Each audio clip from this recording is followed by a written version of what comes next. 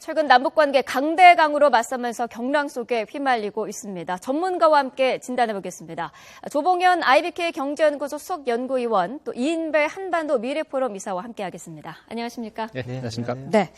자, 조금 전에 주한미군이 패트리엇 미사일을 증강 배치한다는 소식이 있었는데요. 아무래도 남북 간의 지금 긴장도가 최고조에 이르렀다라는 거를 반증하는 거겠죠? 네, 그렇습니다. 사실은 국가 기관 시설을 전국에 있는 기관시설 다 방어하려고 그러면은 패트리엇 미사일 한 25개 정도 포대가 필요합니다. 네. 근데 그 중에서 이제 몇 개가 더 이제 증강되는 것이라서요. 네. 완벽하게 다 방어하지는 못합니다. 참고로도 하나 더 말씀을 드리면 네. 이거 전국의 국가 주요 시설을 방어하기 위해서는 25개의 패트리엇 3, 팩3 미사일 포대가 필요한데 네. 사드하고 중층 복합을 하게 되면은 11개 정도면 가능합니다. 그러니까 확 줄어들게 되죠. 그만큼 네. 효율성이 높아진다는 의미가 있습니다. 네.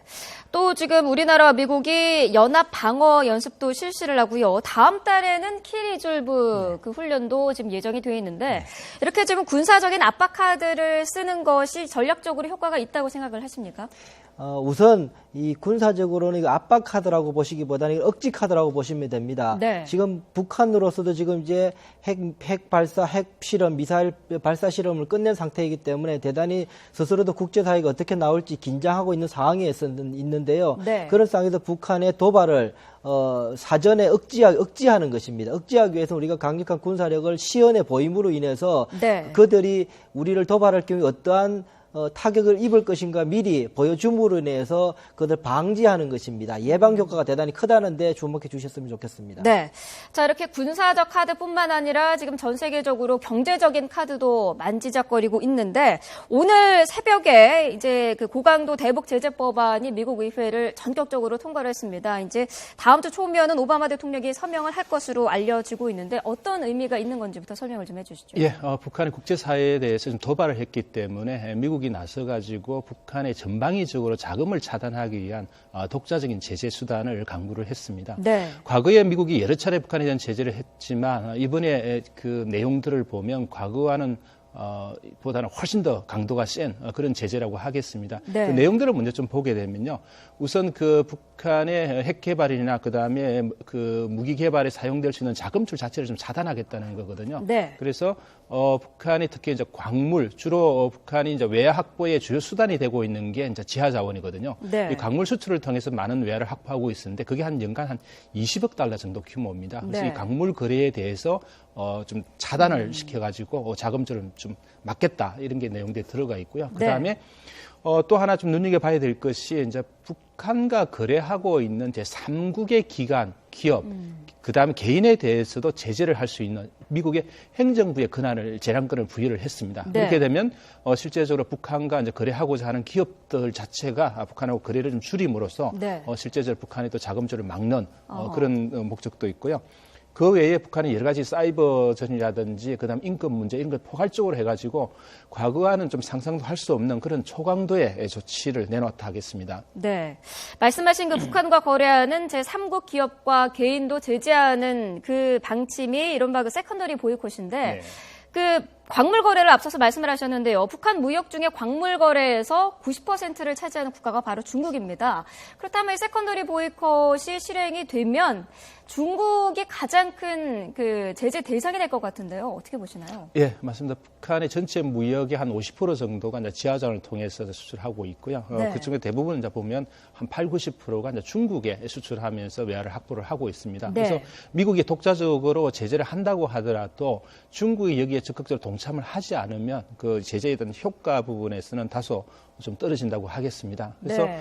지금 미국의 어떤 제재 내용들을 보면 이제 상국 세컨더리 보이콧 조항들이 들어가 있기 때문에 여기에 이제 중국 기업들을 포함을 시키느냐를 좀 더 지켜봐야 될 것으로 보입니다. 네. 현재 중국 기업들 같은 경우도 다소 이제 미국의 또 그다음에 유엔 차원에서 제재 이런 논의가 이루어지고 있으니까 네. 북한과의 계속적으로 거래를 해야 될지 말아야 될지 이렇게 굉장히 지금 갈등의 사이에 있는 것으로 알고 있습니다. 네.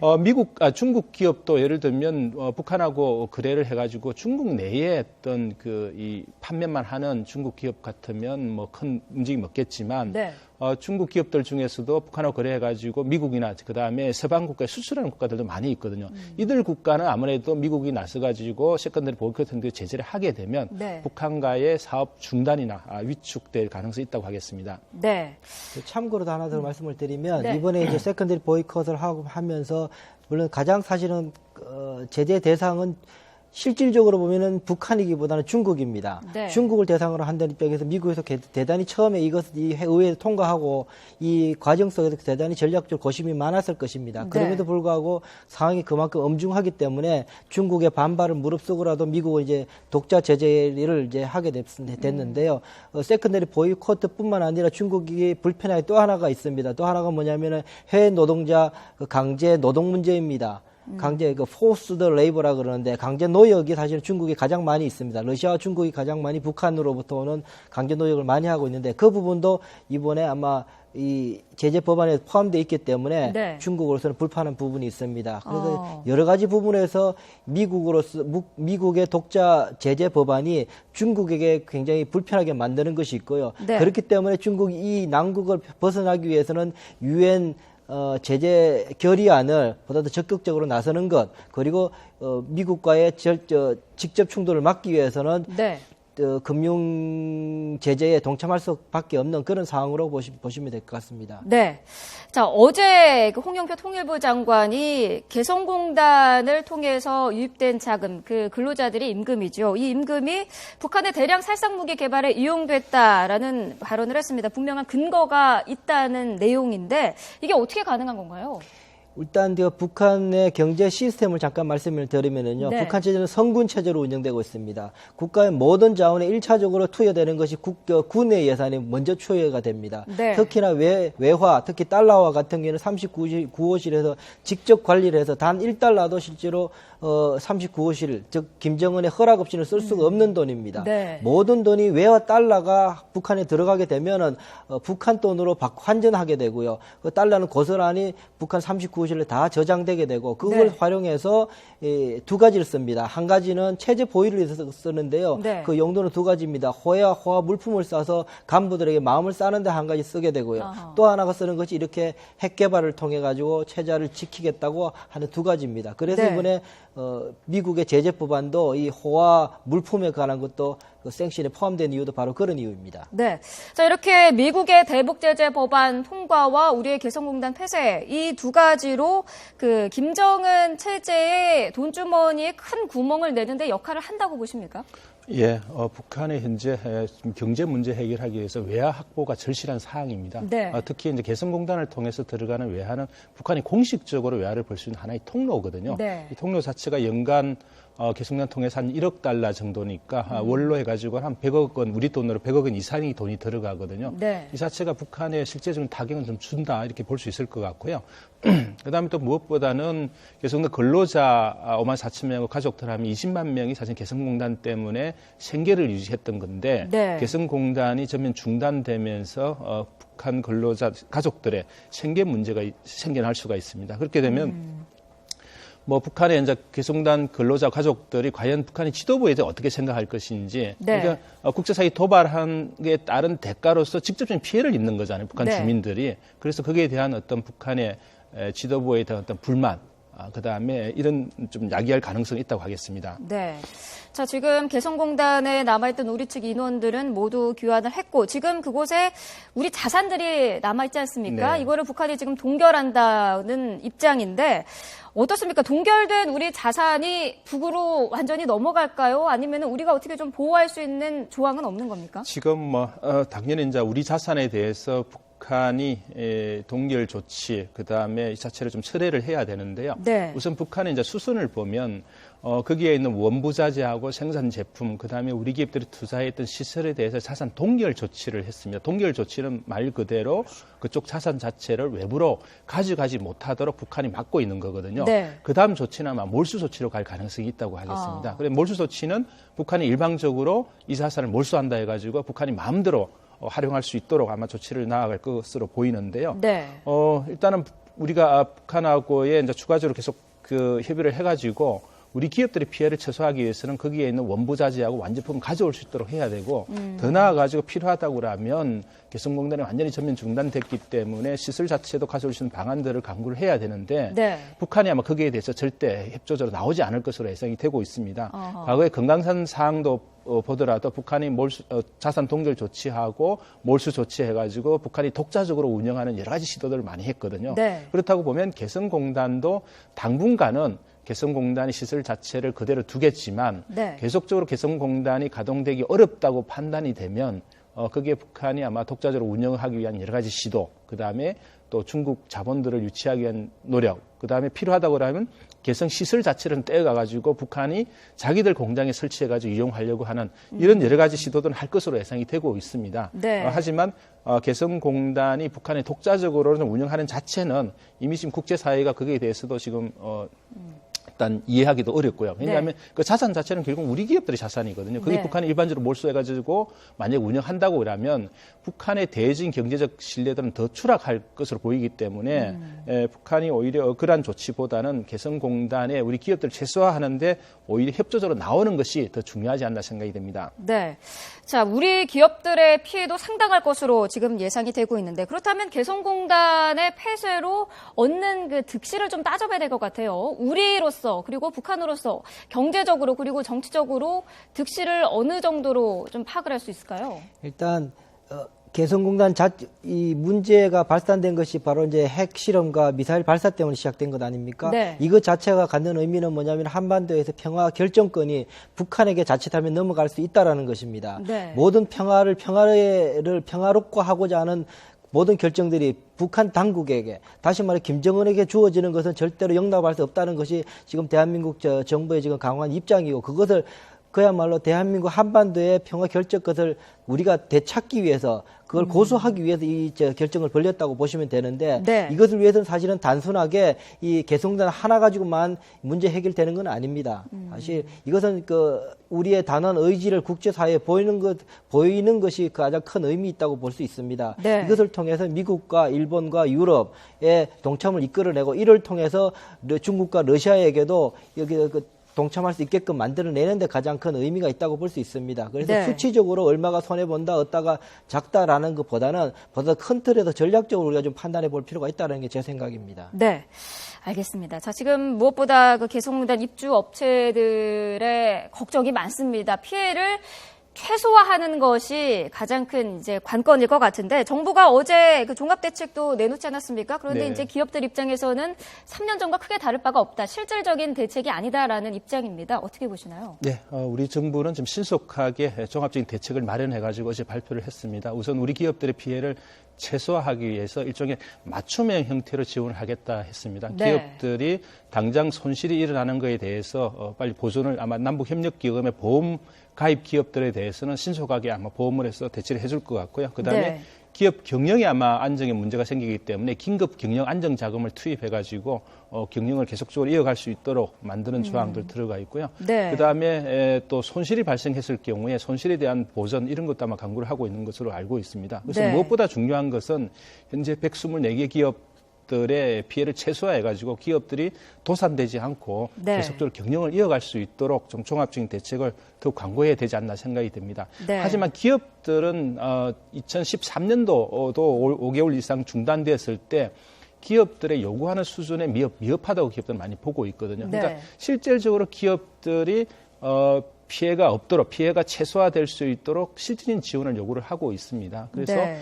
이번에는 우리 그 124개 기업과 그 협력 기업까지 다 포함해가지고 기업별로 좀 맞춤형 형태로 기업들이 어려움이 없도록, 그다음에 지금의 어떤 어려움들을 극복할 수 있도록 좀 적극적인 지원이 필요하지 않나 생각이 듭니다. 네. 자, 북한이 개성공단이 폐쇄가 되면 과거에 이 지역이 군부대가 있던 지역인데 개성공단이 들어서면서 좀 밀려나지 않았습니까? 뒤로 후방으로 네, 이제 개성공단이 폐쇄되면은 다시 거기에 군부대를 재배치할 가능성도 지금 얘기가 나오고 있는데 만약에 재배치가 되면 우리에게 군사적으로 큰 위협이 될 만한 수준인가요? 일단은 이 개성공단을 이제 열면서 그게 도로를 더 확장하고 이제 했지 않습니까? 네. 그 도로를 했기 때문에 상업용이고 사실은 민간 도로이지만 전쟁 시절, 전쟁 때는 전차 등이 진입할 수 있는 또 진입로가 될 수 있습니다. 그들 네. 입장에서 불편한데요. 뭐 이 군사적으로 보면은 그거는 다 쌍방이 다 활용할 수 있는 부분입니다. 우리가 방어를 위해서도 활용할 수 있는 부분이기 때문에 네. 크게 물론 대비는 해야 되겠지만 크게 그것 때문에 우리가 열세가 되지는 않습니다. 특히나 재래식 전력에 대해서는 압도적으로 대한민국이 북한에 우위에 있기 때문에 네. 이 육상을 통해서 넘어오는 군사력에 대해서는 충분히 공전전을 통해서든 여러 가지 방어 수단이 있을 것으로 저는 생각을 합니다. 네.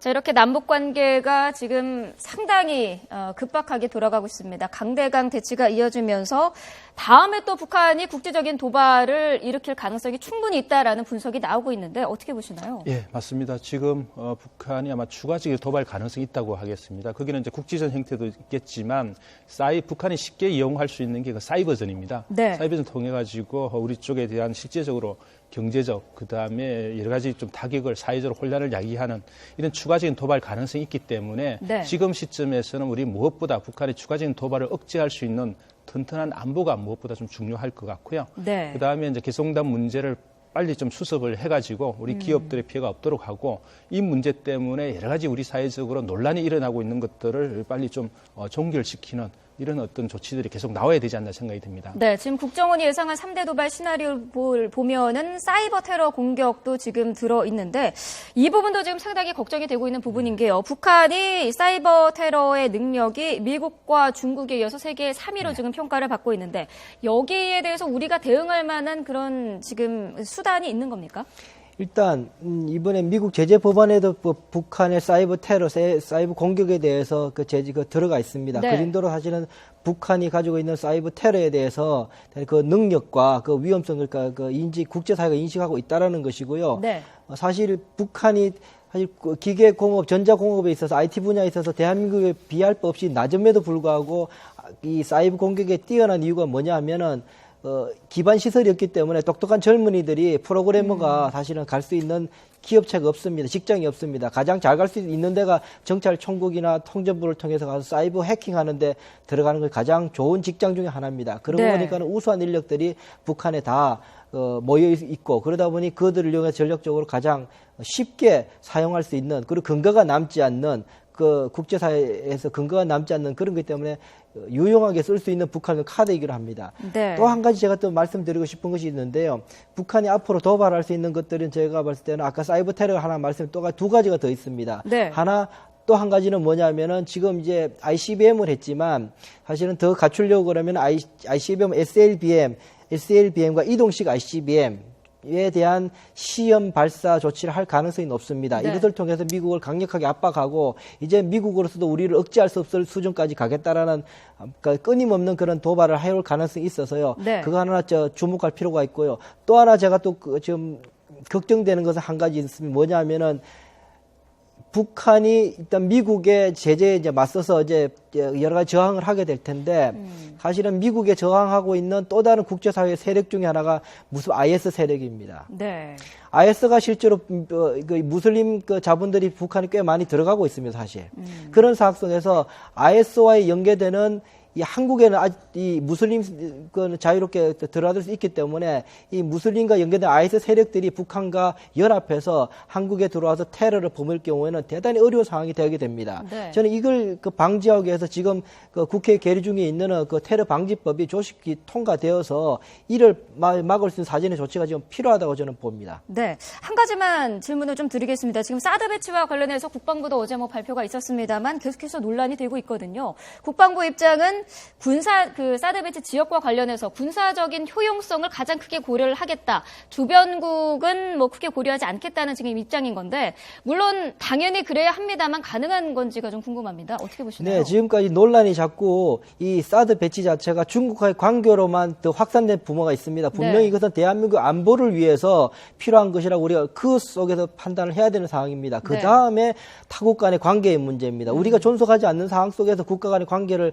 지금 사전에 고려하는 것은 문제 해결의 전말이 전도된 것입니다. 네. 그렇기 때문에 우선 우리의 안보를 먼저 고려해서 판단하는 것이 맞고요. 그런 상황 속에서 이 부대 배치 위치를 정하는 것 전략적으로 가장 전반적으로 다 지금 전국적으로 하려고 그러면은 종전에 말씀드린 것처럼 팩서리와 중천 복합을 하게 될지라도 네. 한 부대 배치 한 11개 정도가 필요합니다. 네. 사드가 한 4개, 팩3가 7개 정도가 되면 국가기관시설 전국에 있는 걸 방어할 수 있는데요. 이 4개 정도 사드가 들어오기 전이라 한 개라도 들어오려면 네. 가장 효용성이 있는 데가 배치돼야 되는 상황입니다. 네, 알겠습니다. 자, 강대강 국면으로 흘러가고 있는 남북관계 관련해서 자세히 짚어봤습니다. 두 분 말씀 여기까지 듣겠습니다. 감사합니다. 네, 감사합니다. 감사합니다.